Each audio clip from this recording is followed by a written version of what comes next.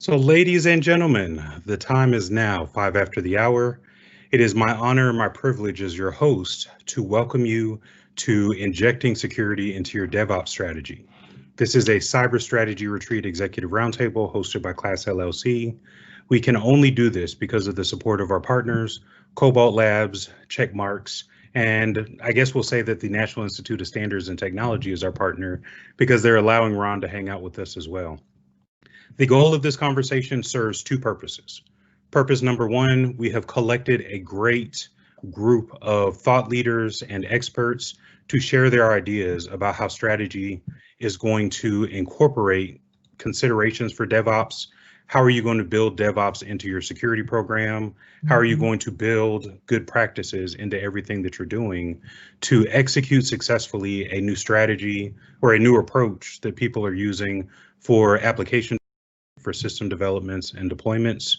We're moving very far from the traditional approach for the waterfall model, where you sit back, people plan out everything, they deploy it in sequence, and there's no going back to make corrections. My premise and the idea that brought everybody together was that if we're going to do DevOps, we might as well do it securely, and we should use it to create an environment that only allows the developers who don't know much about security to deploy code that is safe, that is trustworthy, and satisfies the requirements of the organization so that we manage our risk effectively, so that we reduce the risk that we're exposed to, and so that we set everybody up for success so that we can focus on the mission rather than allowing security to be a speed bump or a roadblock in the process.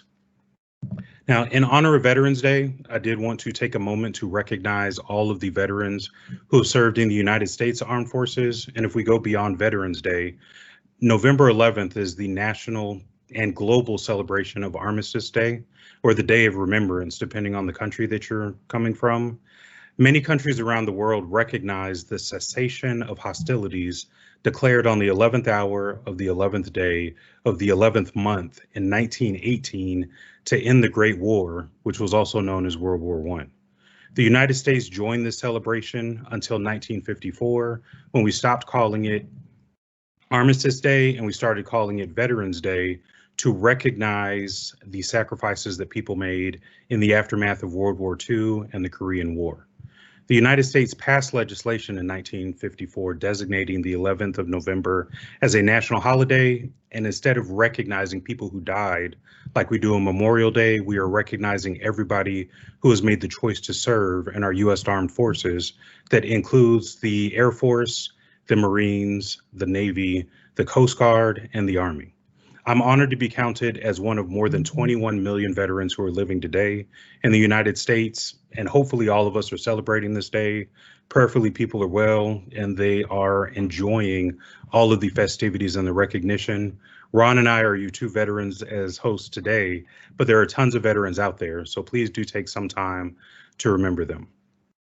Execution has not been perfect in all of the military events that the United States has been involved in, but I do think it's worth sitting back and reflecting and recognizing all of the men and women in the US and around the world and other militaries who have sacrificed their life, who have been willing to lay it on the line in defense of freedom and liberty everywhere that need exists around the world. So officially, as your host, it is my privilege and my pleasure to say to you, Happy Veterans Day, and thank you for joining this session on such a great holiday.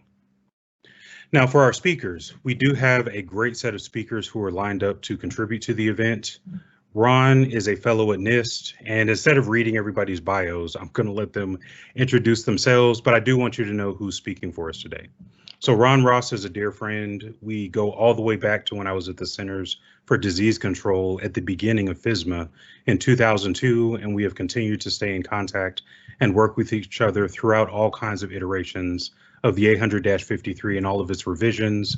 We both also continue to support the Information Systems Security Association and all of the many chapters of the association around the world. Ron has been on a tear this year. You would think that with the inability to travel because of COVID, that he might have relaxed, but I think he's actually doing more events in 2020 than he has done at any other time. Carolyn Wong and I have been hanging out on the conference circuit and speaking and thinking and coming up with great ideas throughout this year. She has a wonderful blog that focuses on people in InfoSec, that rather than thinking about the work that they're doing, it's the person behind the work and what makes them just a human that is contributing great value to the world. Many people should know Stephen Gates. Not only is he a security evangelist, but he's also a strategist. He has great ideas. He talks about wonderful things all over the place. And again, my objective here is just to give you a highlight of the great people that we've brought together. And then for the purpose that it serves, I'll let each of our speakers introduce themselves and share what they think you should know about them that adds credibility to the conversation and what they're bringing to the table. For my part, I'm the Managing Director of Cyber Leadership and Strategy Solutions. We spend a meaningful amount of time talking to people about strategy, which influence the selection of the topic for this conversation. CLASS-LLC is also the company behind the Cyber Strategy Retreat. So to our alumni of the event, thank you for coming back for another session, whether you have joined one of our webinars previously or whether you've been to one of the 2 conferences that we delivered this year. When we talk about injecting security into your DevOps strategy, one of the things that's going to be valuable, especially when you think about this from the learning perspective, is to understand what is the big idea with DevOps. I selected Microsoft's definition, not because Microsoft is necessarily the best company in the world. People have different opinions, especially given some of the troubles that they've had with patches and updates, but Microsoft has very mature documentation and very mature processes for executing what we're talking about when it comes to DevOps. I guess we'll have to go back and update the recording somebody started sharing. As a matter of protocol, screen sharing is available, but don't use it because you'll lose my slides, and my slides are supposed to be guiding us. This is what happens when you do a live event instead of a pre-organized session for the public. And so, as I was saying, going back to the official definition, I selected Microsoft as the organization that is going to represent our definition of dev operations.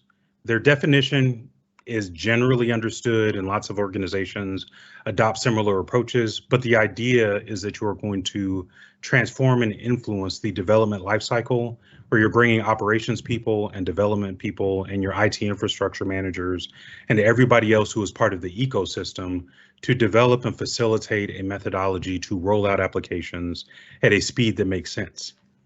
Speed that makes sense is an important concern because the way that you approach this is going to be influenced by the resources, the capability, and the maturity of your organization. And a lot of organizations overlook security and the role that security plays inside the process. This is the reason that we want to spend our session today talking about the way that you inject security into your DevOps strategy. Ideally, you want to create a situation or a framework whereby the only way to deploy code or the only way to deploy a system is to deploy something that is secure, that is resilient, and is trustworthy. And that's going to be based on the configuration of your infrastructure. It's going to be based on your governance practices that are in place.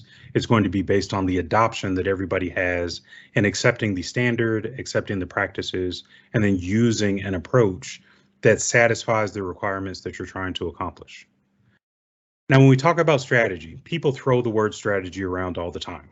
By academic definition, a strategy is just a general plan to achieve one or more long-term goals or overall goals under conditions of uncertainty. And so when you talk about uncertainty, that is the key objective when we have this conversation.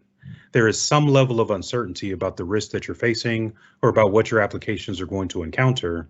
And if we talk about this under the umbrella of risk management, accepting that one of the objectives of security is to manage the risk an organization is facing, it is effective to have some kind of plan to manage the uncertainty that your organization is facing. When you transition from the idea of strategy into the activity of strategic planning is going to give you a structured approach to transition from where we are today to where we want to be in the future. Now, lots of organizations are just jumping into DevOps without thinking about it, without providing a plan, without having a roadmap that says, what are we going to adopt? What are the tools that are acceptable? What are the frameworks that are going to guide the process? And thinking about security in conjunction with your digital transformation strategy, or thinking about security in conjunction with your IT operations strategy, is going to create an environment that makes your organization its applications, and the data that you're protecting more resilient to any kind of compromise or any kind of outage or any kind of disruption. Ultimately, everything that we're doing is focusing on what does it take to understand the environment, how does it operate, the risks that we're exposed to, and the steps that we're going to take to avoid some kind of harm or disruption that is going to affect operations, that's going to affect our financial standing because of fines or some other consequence, or is going to affect our reputation. If you have everything together under a good framework, and if that framework supports proper execution, you at least have more confidence that you're going to operate in an environment that you understand, or if you have an incident or an event, you understand what's happening, how things should be, and you respond as quickly as possible. Now, before I hand it over to Ron, and he is going to introduce us to some of the things that NIST has been doing, one thing that you should keep in mind is the role and the function of the strategic planning process. If you're going to inject security into your DevOps strategy, there has to be some kind of roadmap. So when you're developing your strategic plan, the process begins with establishing context to ensure the situation is understood. How DevOps is going to work in my organization is going to be very different than the way DevOps works in other organizations, and doing that context establishment is going to be an important activity so that you know what resources are available, what gaps exist, and what additional steps need to take place so that you can achieve the outcome that you're looking for. Next, you want to look at setting long-term goals and objectives. These should be SMART objectives where they're measurable, you can account for them, they're realistic, they're time-based so that you understand where are we going and how do we know when we get there. The root cause of issues often is going to help drive some kind of decision. If we're not using DevOps today and we want to use DevOps tomorrow, what is the root cause that is leading us to make this transition in our approach or this transition in our strategy, which then allows us to start to identify solutions to implement. DevOps is not just something that you run out and do tomorrow because it sounds fancy, it sounds sexy, and it sounds exciting. It does require a plan so that you can identify the resources, the capabilities, the knowledge and wisdom of your people, and bring all those things to produce a product, a service, or a result that is going to satisfy the needs of the organization. And the strategic planning process in the midst of it is going to help you identify your requirements for choosing viable options, is going to help you identify measurements to track your success, and is going to help you understand what is everything that I need to know to recognize whether or not I'm accomplishing what it is that I set out to accomplish. Now that I've given you the condensed version of Strategic Planning 101, given the role that Ron is playing at NIST and the work that they're doing with system security engineering, he is a great person to follow with his ideas, his thoughts, and his experience about what people really need to do to get a hold of this DevOps thing and to do it properly to support their organizations. Ron, it's my pleasure to hand it over to you. Thank you very much, Kian. Can you hear me okay? I wanted to make sure we do our little audio check here. We're good. Yeah, we hear you loud and clear. Well, I'm Ron Ross from NIST, and I've been at NIST for, it's hard to believe, 23 years now, and it's been a joy every day to work in a great organization with all my colleagues, and especially great to work with all of my colleagues in the private sector. And again, I want to thank Kian for hosting today. Again, thank you for your service, Kian, and all the veterans out there. It's just an honor and a privilege to be doing this on Veterans Day and remembering all of those great individuals that have served this country over 244 years to keep us free and allow us to do events like this today and to just be together and share these great ideas. So thank you for bringing this together, Kian. With DevSecOps, I think I would like to use my time today to set the context for DevOps and some of the things that we'll be talking about. You know, for the last I think 4 decades, when you talk about cybersecurity, our strategy has pretty much been one-dimensional. We try to protect our systems to the best of our ability. We do all the safeguards, the security controls, and everything that we can do to make those systems as penetration resistant as we can. And then we go into a penetrate and patch type of mentality. And so what's happened over the last 40 years is that we're always looking at the threats, and we're looking at new vulnerabilities, and we're kind of going through that risk assessment: threats, vulnerabilities, impact, and likelihood. And that worked pretty well for the first few decades because our systems were a lot less complicated than they are today. When you look at what we're building in this tremendous innovation that's going on in the private sector, in the information technology area, it's really breathtaking to see the capabilities that this great technology and our industries are bringing to us. It's literally trillions of lines of code today, billions of devices to include the IoT space, and all of that in a world that's moving from 4G to 5G connectivity, ubiquitous connectivity. That complexity is unprecedented. And it really, to me, is the heart of the problem that we're going to talk about today with DevOps. And when you think about DevOps, you might not think of it in these terms, but I've always tried to characterize the security problems as, the metaphors I use: above the waterline, below the waterline. Most organizations and cybersecurity professionals work above the waterline in enterprises. You do everything you can do to, do good configuration settings. You put your encryption in. You do all you can do, the things you have control over at the enterprise. But below the waterline is where industry primarily plays. That's where they're building. They're through systems engineering processes. They're building software and firmware and hardware.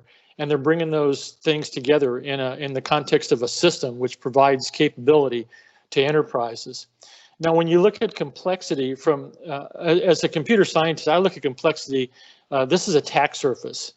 The more complicated the systems are, the more opportunities you give the adversary for exploiting some of the vulnerabilities that or don't know about, the zero-day vulnerabilities. And the problem with complexity is that those number of vulnerabilities, both the knowns and the unknowns, are increasing at an exponential rate. And that's not any dig on the software developers. When you're building large and complex systems, there are always going to be vulnerabilities that come into play. They could come from not having good requirements. Yeah, Key, and you mentioned in the lifecycle process, you really have to start with your stakeholders, your mission business owners, and figure out what kind of technology do I need to support my mission, and then how am I going to protect it? And that should generate a good set of security requirements, but that doesn't always happen.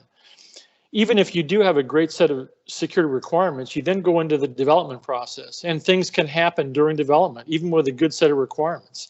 If you're not using good systems engineering practices, best practices in software engineering and secure coding techniques, there are a lot of things that can happen in the development process that end up giving you weaknesses and deficiencies in the system that can then be exploited by adversaries, threat agents, and we call those vulnerabilities. If you do everything right on the requirement side and you do everything right during development, which doesn't always happen, but let's say you do, then we move to operations.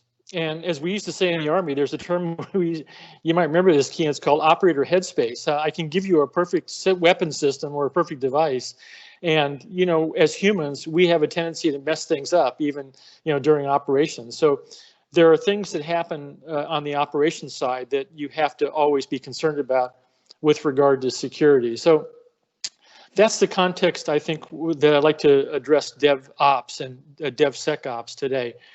There's a metaphor I use also called the black box. All that complexity, whether it's a smartphone or a tablet or a server or a supercomputer, it's all about computers. And the world we're building today is a kind of convergence of cyber and physical systems. In other words, all those computers in your automobile, they're driving not just the entertainment system, but they're driving the braking system, the safety critical systems. And this is why we're so concerned that whatever we build, we can trust.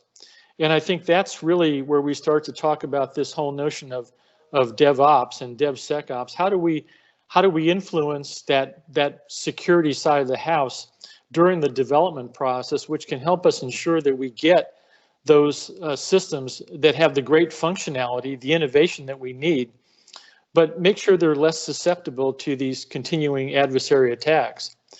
So if you kind of fast forward, we've gone through this penetrate and patch one-dimensional strategy, and I think one of the things that we're looking at NIST in our systems security engineering guidelines, and now we're going to be moving into the DevSecOps arena, is how do we change that basic paradigm and say, instead of just having one dimension, what if we extended that to 2 or 3 dimensions, where you do everything you can to make the system as penetration resistant as you can. And that means doing all the cyber hygiene, all the good things we know about. But what happens in those 5 or 10% of the cases where the adversaries get into your system, they breach, they figure out a vulnerability, the 0 days they manage to stumble upon, and they exploit that? What do you do then? And so that second dimension that I am envisioning would be something called damage limitation. Instead of an OPM where they get 22.5 million records, what if they broke in and they only got 500 records? And the way I think that can be done, some of this technology already exists. Some of it is on the cutting edge, on the horizon, but it's close. But it would be something along the lines of combining a couple of different things in the system architecture. The first one would be something that you and I've talked about, Kian, called zero trust architecture, zero trust concepts. You basically collapse the perimeter, and instead of doing authorization, access control, and authentication at the boundary, you do that on smaller and smaller resources within the system. So the analogy I use is that, let's say you have a lock on your front door. Bad guys break down the front door, they just rip everything off in your house. Or what if you had a vault in every room? It would be increasing the bad guys' work factor, so they would have to go through and get through every vault to get all of your valuables. And the same thing can hold true with zero trust architectures and zero trust concepts. You basically slow down the adversary. You make it very difficult for lateral movement, not just across the system, but across a transitive attack across multiple systems, which is what happens in many cases till the adversary finds the target of opportunity. If you combine that architectural construct with the virtualization techniques that we already have, we're seeing virtual machine technology has been around for a long time. We have micro virtualization now where we're virtualizing smaller and smaller segments of the system. And the idea there is you decrease the adversary's time on target, and you make it very difficult for them to have enough time to go through the attack sequence. If you can churn that system faster than the adversary can do damage, you basically shut them down. Now, if you combine these two different concepts and approaches in that damage limitation dimension I'm talking about, it may come to a point where we don't have to worry about the threat space anymore. They're going to always keep evolving. It's dynamic. And we don't have to worry about the vulnerabilities to the extent we do, because they have to operate in our space. Once they come into that system and we have the zero trust concepts, the architecture in place, and that really micro virtualization, it's going to be a very tumultuous environment for them to operate. And so it may turn out that it shuts down their ability to complete these attacks. And that would be a game changer as far as how we defend our systems today. Ultimately, all of that leads to something that we call cyber resiliency. And that's really just like the human body. The human body is an amazing thing that we can withstand many, many different types of diseases and things that are out there. But sometimes, like if you get cancer or if you have like COVID-19, sometimes the immune system is just not strong enough. But in most cases, it works pretty well. That's the world I think that we're going to try to define and articulate. And industry has a great head start in the world of DevOps, because now we're not just talking about integrating security. With DevOps and DevSecOps, we're seeing that we're actually able to get inside that black box now. And we're able to do things in the development process that give us greater transparency. We need to have a better idea of what's going on in that black box, because we have to trust it.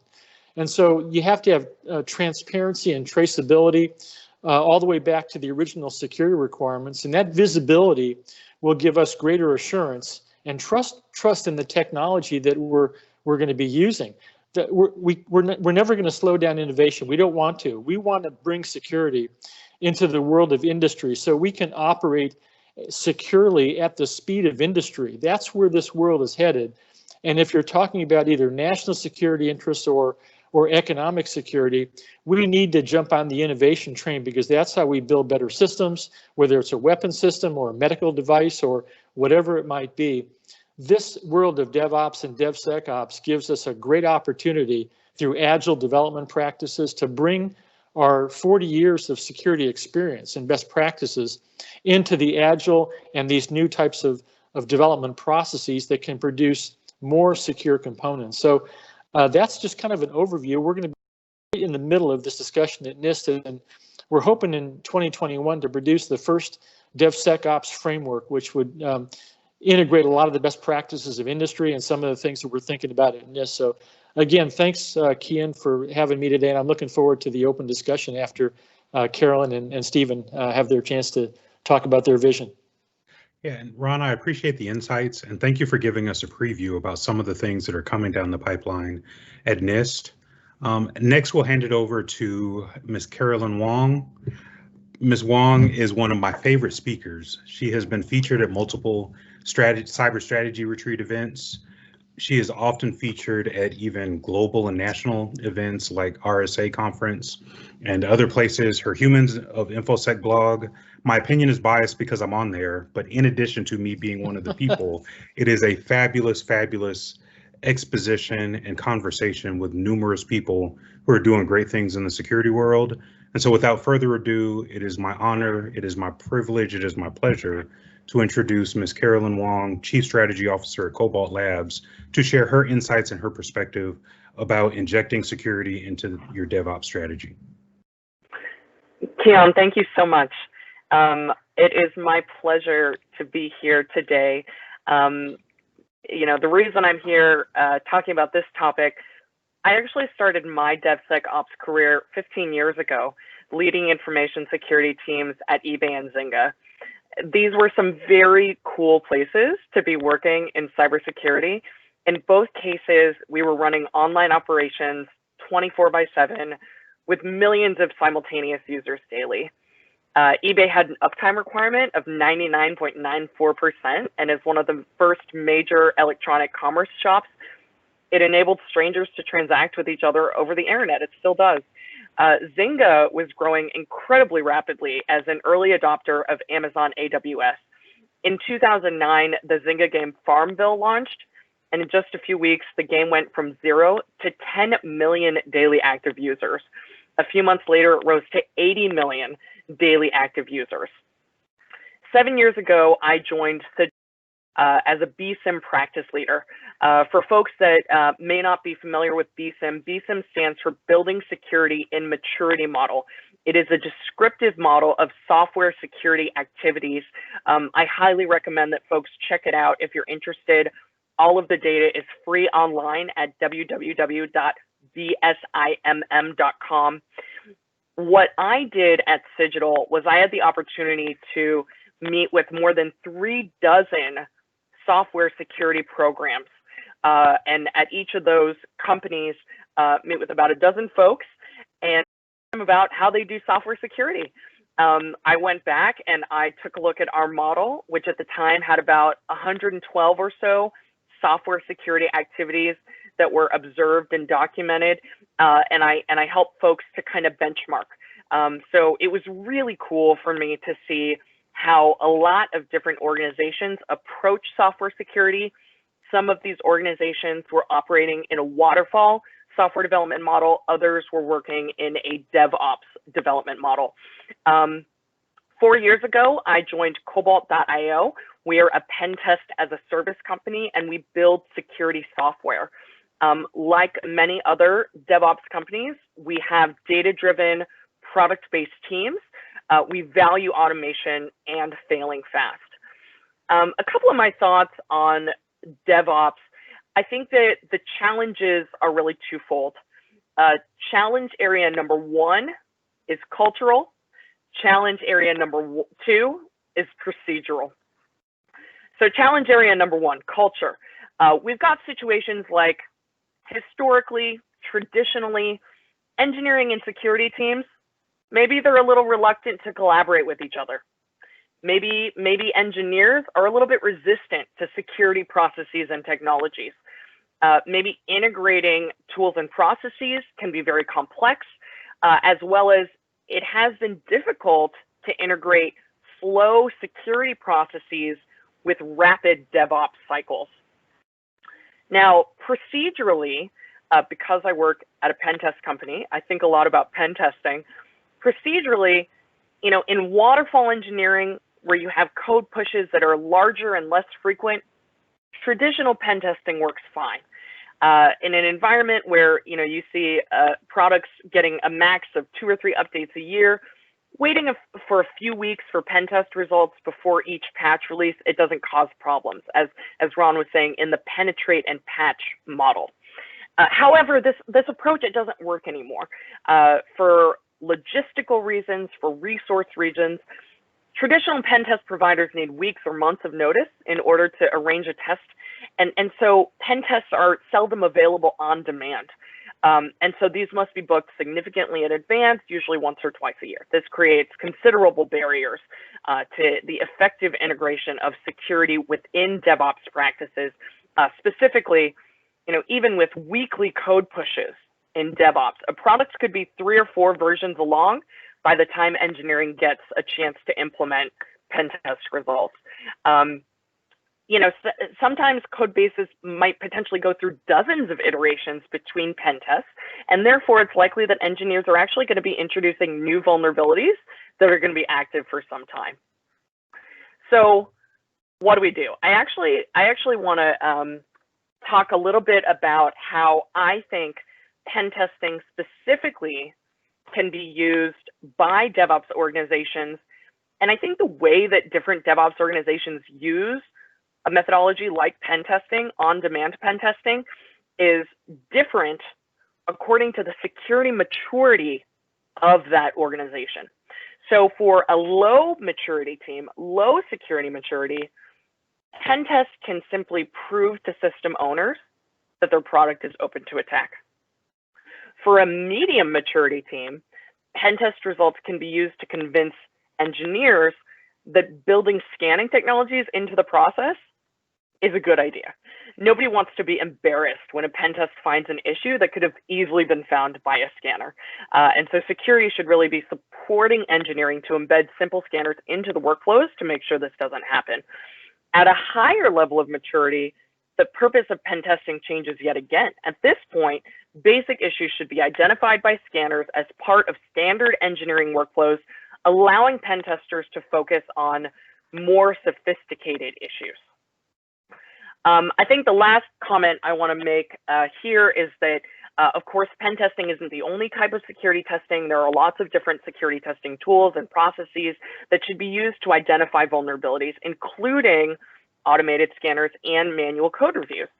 So some tests are going to naturally fit into the pipeline and should be completed every cycle. Manual code reviews are an obvious candidate, but SAST tools are also fast enough to include. So some lengthy automated tests like those performed by DAST technology and fuzzing tools may not be fast enough to build into the DevOps pipeline. These kinds of tools are faster than a full manual pen test, but they could still take 12 or more hours to complete. So that makes them unsuitable for in-band testing. And so like pen testing, engineers can use these tools as regular out-of-band feedback mechanism and implement those results into future code releases. I'm also very much looking forward to the interactive portion of this, but just wanted to share a few of my initial thoughts as well as share kind of my background so that folks know where I'm coming from. Hey, Caroline, you did a great job setting the stage. You know that you're an awesome speaker when you have laid the foundation for the next speaker to come up and be awesome. And so thank you very much for not only highlighting the value of penetration testing when you're doing DevOps, but also to lay the foundation for what Steve is going to talk, or what Steven is going to talk about when he introduces to us some of the ideas that he has about the role that application security testing is going to play, so that you have that level of trustworthiness and confidence that Ron was talking about when he introduced the topic. So with that, for the audience, it is my pleasure and my privilege to introduce Mr. Steven Gates, Security Evangelist and Senior Solutions Specialist at Checkmarx, one of our sponsors for this session. Well, thank you so much. Well, first off, Ron and Ken, thank you for serving our country. I too am a veteran. I spent 10 years in the United States Army under the Reagan administration and the Bush Senior administration, the first Gulf War. And so I'm a little disappointed today, not that I'm not in this conversation, but normally I would take this day off. It's something I've religiously done for many, many years. And I would go to the parade in St. Augustine and take my grandkids so that they could, see many of the veterans in the parade and stuff. But this year it's been canceled, but it would have been a rainy event anyway, because it's rainy here in South Jacksonville. So a little bit about myself. Here's a question to the audience. When was the very first commercially available firewall? When did it come out? What year? Anybody can remember that? It was actually 1994. And I'm talking about the commercially available. People started buying them. Checkpoint, VPN1. And to think about where we've gone, I guess that's, if I do the math, what is that, 27 years? Almost, of where we're at today with regards to security. And so I'm a subject matter expert in just lots and lots of different technology, lots of approaches, being an engineer myself, hands-on, deploying the technologies. I always tell people I didn't invent the internet, but in the early 90s, I was actually going around to all the central offices all over the world, all over the country, and installing the fiber gear and the router gear and the dial-up gear and the DSL gear and everything else, and to bring the internet to life. And quickly realizing that security was something we did not design into the original deployment. So what I really want to share today is, being a practitioner, I think practical. And that's just the way I operate. And I'm not about policy. I'm more about procedures. And really what I want to share with the audience today is to talk about, how do we embed security into DevOps? Because when we look at DevOps fundamentals, right, and we hear the terms values and principles and methods and practices and tools, and so that tells us there's tooling that's involved in DevSecOps, right? How do we embed security? It's going to require tooling. Then we talk about the CAMS model, culture, automation, measurement, sharing, and that tells us there's automation of tooling, and that's a huge requirement into achieving DevSecOps. But the problem is that when we look at the standard personnel ratios, where we're talking about 100 devs to 10 ops people to 1 security personnel, that's never going to scale. And traditionally, we've always had that sort of dev and ops wall, or even security wall, where it's just like, oh, throw it over the wall and it's somebody else's problem. And so how do we solve this issue? And we hear the term shift left. What does that mean? How do we shift in an infinity 8 loop, right? That's what DevOps is about. We see the icons, what the DevOps loop. And so how do we do it? How do we inject security into your DevOps strategy? And so what I did about a year ago, I sat down, wrote a book on what I believe would be the best approach to integrating and embedding security into DevOps practices. And so I wanted to really kind of share that with the audience, and I'm going to go as fast as I possibly can because there's a little bit of content. But first off, my perspective on DevOps is processes, connections, speed, agility, automation tools. That's really what it pertains to. And we even hear the the hype cycle from Gartner, and not trying to plug them or anything, but the trough of disillusionment is probably going to be experienced by quite a few organizations. But when we're talking about security and DevOps, it's really, my perspective is, it all begins with AppSec policies. We got to have internal AppSec policies that state what are the acceptable and non-acceptable risks your organization is going to take, because every organization, every piece of software is going to have vulnerabilities. And it acts as a pseudo contract between AppSec and developers. It basically says your responsibilities, my responsibilities, we agree. And it really defines what should be remediated first. Remember, security is not necessarily about finding the bugs, it's about remediating the bugs. And then also it's very, of course, these DevOps policies are very, very closely associated with DevSecOps, and it's the policies are also can be used to track our KPI. We need to adjust. It's sort of a cylindrical process, even inside of our security policy, perspective. It's a cylindrical process we have to continue to improve. Now, we know that these policies are going to conflict. Where? Speed. Right? They're going to conflict. And hey, I've got these policies. We can't release vulnerable code. That's going to slow down the speed of my development. And also, security cannot be a roadblock to these processes. Now, once you define your policy, it should also dictate how you automate and integrate application security testing solutions farthest to the left, right? And here at Checkmarks, we are an AST company. We develop many different types of application security testing solutions and developer tool sets and developer training for really that fits very well into DevOps. But again, once I define the policies and it dictates how I automate, but it also should dictate how I identify vulnerabilities, how I'm going to correlate the results, how do I remediate the vulnerabilities, and how do I manage and monitor my developer KPIs? Because if we're not getting better over time, it's going to continue to be a tremendous problem. And so when we think about where to automate, where do we automate application security testing tools into our pipelines? First off, where the builds are running in the build environment, we're pulling, we're performing code commit and pull requests. The repositories today are the preferred place of putting. That's the farthest left we can get it is in the source code management tools. And then, the world today is Git. It's all about Git today, and really being able to provide that immediate dev feedback, right? Think about a developer. He's in his tools that he's normally developing software, launches a scan, immediately receives results, tells him what areas it needs to be fixed while the code is still very fresh in their mind is extremely important, right? This is actually going to speed up development and deployment and delivery and deployment of these solutions. And there's all kinds of different ways of integrating AST solutions inside of the SCMs, inside the CI/CD environments as well. Now, once you perform the activity of integrating the solutions, what kind of solutions do I really need and where do they fit? Well, first off, we have static application security testing, a technology that's been around for a decade and a half, and really implementing it into the code, the check-in, build, test, QA processes. Also, there's a new kid on the block. It's called IAST. And the reason why I'm calling all of these out, because the NIST, that 800.53, right, which Ron and team had worked on, I think it's great.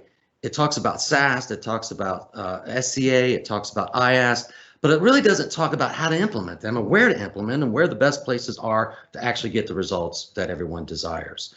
And so when we're talking about IAST, which is interactive application security testing, that's in the test QA phase, software composition analysis in the build test QA phase, and we can't forget secure coding education. And it needs to be embedded directly in the development tools, into the IDEs. A developer runs a scan, comes back, says, hey, there's a vulnerability in this line of code. You should be able to click on a button, jump to an interactive module that trains you exactly about that vulnerability, teaches them how to quickly remediate that vulnerability. It's been proven that the retention it's going to be long-term. They're not going to continue to create these repetitive vulnerabilities. When we look at OWASP top 10, SQL injection, cross-site scripting has been on OWASP top 10 since the very first version in 2013. And you're looking at that and you're like, wait a second, repetitive coding errors are a huge problem. How do we resolve that? It's through training, and that training must be integrated within the development processes themselves. Okay, so now that I've got my tools, I'm running my scans, I've got to be able to correlate the results. I've got to be able to look and say, hey, if I see a SQL injection, it's with my SAST, running my IAST over here, and my personal preference on IAST is a passive IAST approach. Right, it's not a DAS-SAS approach, it's a passive IAST approach, meaning an agent is orchestrated into the actual, into the application. And during functional testing, the IAST is watching all the source to sink, all the inputs to outputs, and says, I see a vulnerability. And if you can correlate those vulnerabilities across multiple tools, it's going to increase the confidence level tremendously. And the scan finding is going to be very reproducible, meaning you scan it again, you're going to see the exact same vulnerability. Now, the next one is really about remediation. Okay, so now I've got my policies and I've implemented my tools and I've got them automated. I know where to, where I have them operating. I'm correlating my results. Where's the remediation? The remediation must be defined in your policy that says exactly what you're going to remediate and how you're going to remediate it, right? What needs to be fixed and how to fix it. And we need to be able to prioritize our findings. We've got criticals, we've got, high level, medium level, low level, information only. I need to be able to basically, filter through all of that noise and say, these are the ones that must be fixed first. And the policy drives that, that remediation aspect. And also having the best practices on how to fix. That's very, very important. That needs to be identified in the policies as well. And best fix location, we look at some of the tools out there today, some of the static application security testing tools, very nice. They tell you exactly where the best fix location is for a number of vulnerabilities. You fix it right here, you're going to fix a bunch of other vulnerabilities downstream of ladder lines of code. And this is exponentially going to reduce an organization's risk. Because at the end of the day, the reason why we're doing all of this is to manage our individual risk within organizations, especially with people like me that keep getting their PII data stolen, which seems to be very repetitive. And then finally, it's all about managing and monitoring our key performance indicators. And what we're monitoring and what we want to watch are the amount of vulnerabilities decreasing, and the rate of vulnerabilities are decreasing as well. And then the frequency of severe vulnerabilities must be decreasing also. And so if that's not the case, we need to go back up into the policy, change the policy so that now we're getting better over time in this very cylindrical fashion. And it really measures if your security program is effective. That's the whole point of DevSecOps. It's really, we want security in development, but we've got to be able to measure it, right? And that's another thing too, is that measurement and matrix are critical. And then finally, it tells us, well, what are our developers? Do they need more training? Do they need more days off? Do they need some vacation time? Do they need some incentives? And there's all kinds of ways to incent developers. And today when we're talking about COVID, and we're thinking, developers used to go to the office, sit in a cubicle, work with lots of management structure in place, and now they're all working from home, most likely, at least here in many parts of the US. And so AppSec awareness has to be embedded, and it really needs to be a channel of open communications with regulatory compliance. We've got to be able to address that. Interesting thing, when you look at PCI DSS, the number of times that the word training comes out, and it's not employee training, it's developer training. Right? It's not just the general employee. It specifically states that developer training is a key aspect of PCI DSS. And it really, AppSec awareness and training can raise the bar at scale. You find and fix in one go. That's the whole idea of training. It shouldn't be in a classroom. It shouldn't be doing, online tutorials that are completely out of context of what problems the developers are dealing with daily. And what it does at the end of the day, I don't think I will get anybody to ever disagree with me.